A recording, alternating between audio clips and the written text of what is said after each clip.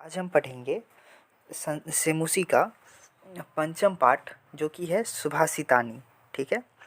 इस पाठ में कुछ कुछ श्लोक हैं, लगभग 10 श्लोक हैं। इन सभी का अर्थ हम जानेंगे।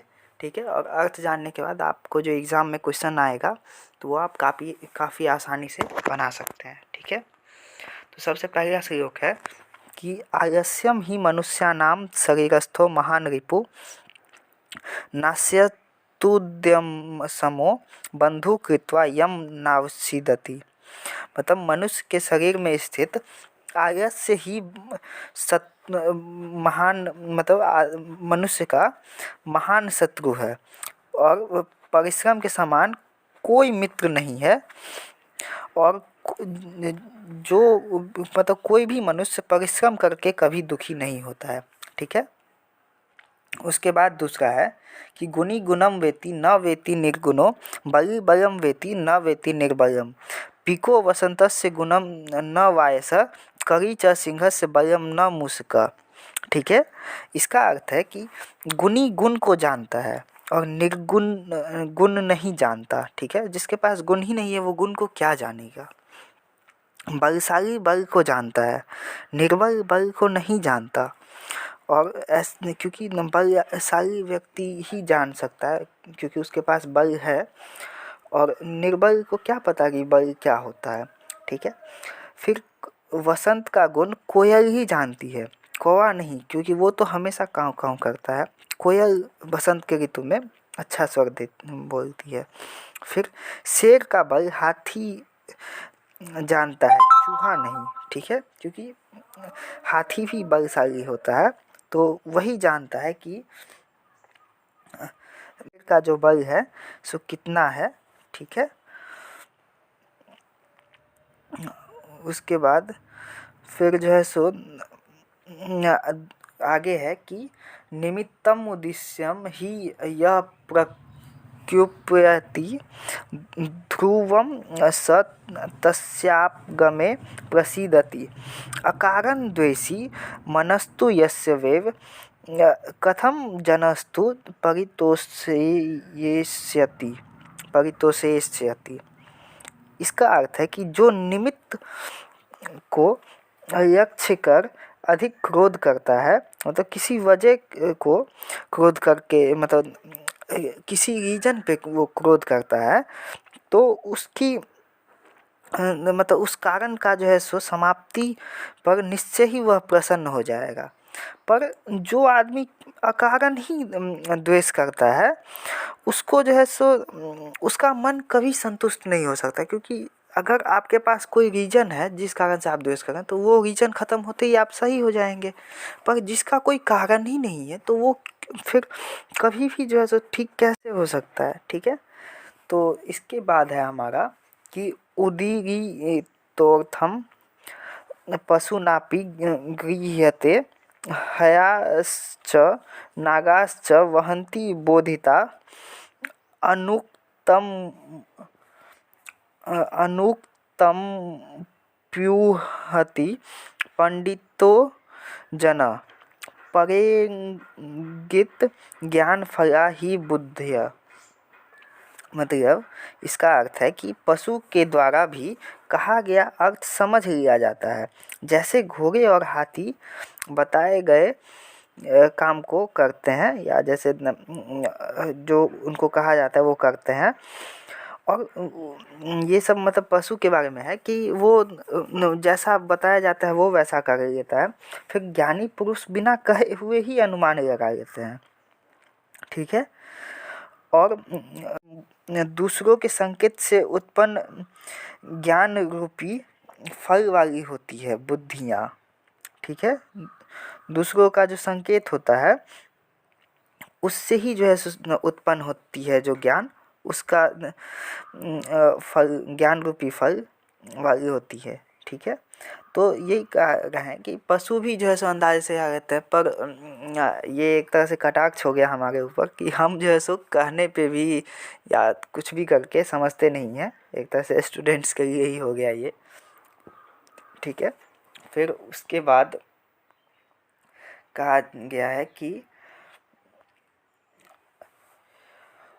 फिर देखिए जो निमित्त उद्देश्य प्रकृति, ठीक है। और उसके बाद क्रोधो ही शत्रु प्रथमो नरानाम, ठीक है। देह स्थितो देह विनाशनाय यथास्थित काष्ठगतो ही वहिनी स एव वह्निद दहते शरीरम, ठीक है। इसका अर्थ है कि निश्चय ही मनुष्य के शरीर के विनाश के लिए प्रथम शत्रु शरीर में स्थित क्रोध ही है, ठीक है। क्रोध है, क्योंकि जैसे लकड़ी में जो है सो उसकी मतलब आग लग जाती है, मतलब लकड़ी में जो स्थित ज्वलनशीलता होती है वही उसको जलाती है, ठीक है। वैसे ही शरीर में जो क्रोध है वही उसको जो है सो उसके विनाश का कारण बनता है, ठीक है। उसके बाद ये है आगे कि मृगा मृगे संगमुपव्रजन्ति गावस्य गोभी तुरंगे मूर्खाश्च मूर्खे सुधीय सुधीवि समानशील व्यसनेषु सख्यम। इसका अर्थ है कि हिरन हिरन के साथ, गाय गायों के साथ, घोड़े घोड़ों के साथ, और मूर्ख लोगों के साथ, और विद्वान लोग विद्वानों के साथ ही रहना पसंद करते हैं, क्योंकि समानशील और स्वभाव पर ही मित्रता होती है। आपका जो फ्रेंड होता है वो बहुत हद तक आपके जैसा होता है, तभी आप दोनों में मित्रता होगी, ठीक है। तो समानशील वालों के साथ ही मित्रता होती है। उसके बाद है हमारा कि सेवितव्यो महावृक्ष फल छायाम समन्वित यदि देवात् फलम नास्ति छाया केन निर्वार्यते। इसका अर्थ है कि फल और छाया से युक्त महान वृक्ष आश्रय लेने योग्य है, ठीक है। उनका आश्रय लिया जा सकता है जो फल और छाया देते हैं।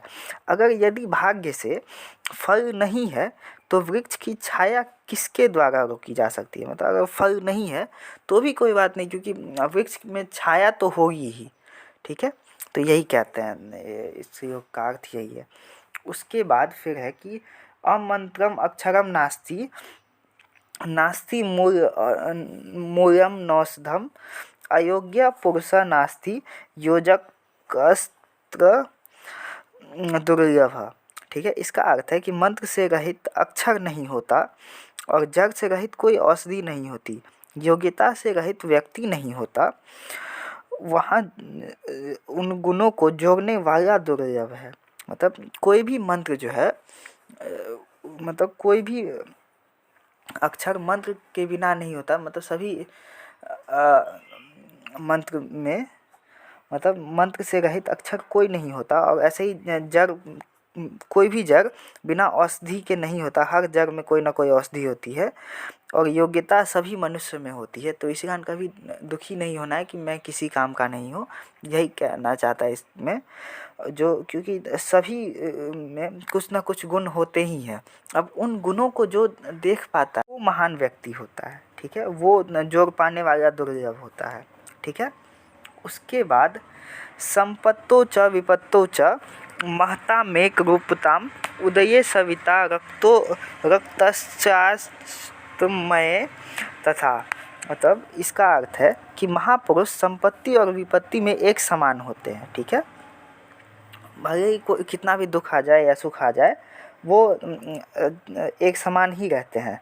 जैसे सूर्य उदय होता हुआ नयाल होता है, और वैसे ही अस्त के होते हुए भी वैसा ही होता है, ठीक है। मतलब उदय के समय जैसा रहता है वैसा ही अस्त के समय में भी रहता है।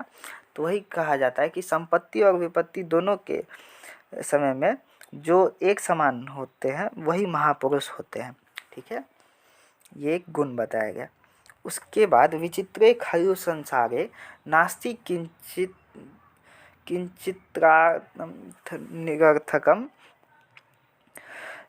अश्वचेत धावने वीरभारस्य वहने खरा। इसका अर्थ है कि इस विचित्र संसार में निश्चय ही कुछ भी निरर्थक नहीं है। यदि घोड़ा दौड़ने में वीर है तो गधा भाग ढोने में वीर है। ठीक है, यही कहा जा रहा है कि कोई भी जो है सो निरर्थक नहीं होता है, सबके अंदर कोई ना कोई गुण होता है। अगर घोड़ा को देखें तो वो दौड़ने में वीर है, तो गधा भी ऐसा नहीं कि निरर्थक है, वो भाग ढोता बहुत अच्छे से है। ठीक है, तो यहाँ पे होता है हमारा चैप्टर कंप्लीट। इसके बाद ये रहा कुछ कठिन शब्दार्थ, इन सबको देख लीजिएगा, कहीं इस सब से कोई प्रश्न आ जाए। ठीक है, तो यहाँ पे होता है हमारा चैप्टर कंप्लीट। अगर आप ऐसे ही चाहते हैं कि आपको एकदम फटाफट रिवीजन हो जाए सारे चैप्टर का, तो आप हमारे और भी वीडियोस को देख सकते हैं। ठीक है, और हमारे चैनल को सब्सक्राइब करें और अपने फ्रेंड्स के साथ शेयर करें।